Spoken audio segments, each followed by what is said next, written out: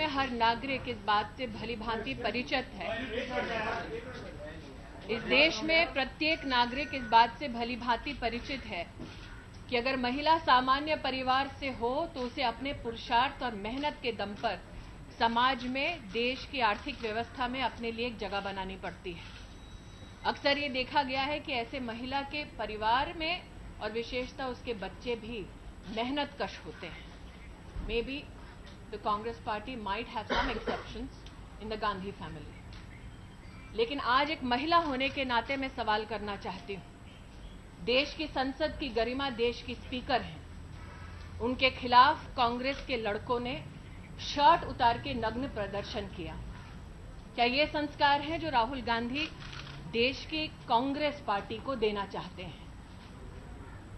Naga peace accord आंतरिक शांति की दृष्टि से इस देश का इतिहास बन चुका है। क्या इस इतिहास को कांग्रेस पार्टी झुठला सकती है? जीएसटी की दृष्टि से देश एक आर्थिक क्रांति की कगार पर है। इतना तो क्या बैर है देश में कांग्रेस पार्टी को आर्थिक क्रांति से कि वो जीएसटी का भी समर्थन नहीं कर रहे। मैं मात्र इतना कहना चाहती हूं कि इस लोकतंत्र में भारी बहुमत से देश की जनता ने आर्थिक प्रगति के लिए, विकास के लिए वोट दिया। 1 साल से ज्यादा के इस अंतराल में आर्थिक क्रांति की दृष्टि से एनडीए की सरकार ने कई ऐतिहासिक कदम उठाए। आंतरिक सुरक्षा और आंतरिक शांति की दृष्टि से नागा पीस अकॉर्ड अपने आप में इतिहास रच चुका है।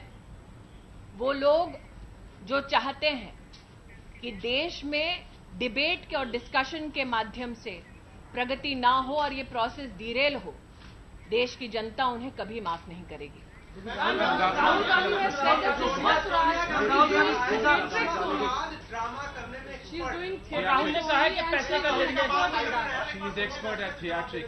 मैं इतना ही कहना चाहूंगी कि देश की संसद में जब कोई भी सांसद वक्तव्य देता है तो वो देश की जनता का भरोसा प्राप्त करके, समर्थन प्राप्त करके उस सदन तक पहुंचता है। उस स्टेटमेंट को थिएट्रिक्स कहना अपने आप में जनता के मैंडेट का अपमान है। क्या राहुल गांधी ये कहना चाहते हैं कि देश का लोकतंत्र, देश का सदन एक थिएटर का मंच है?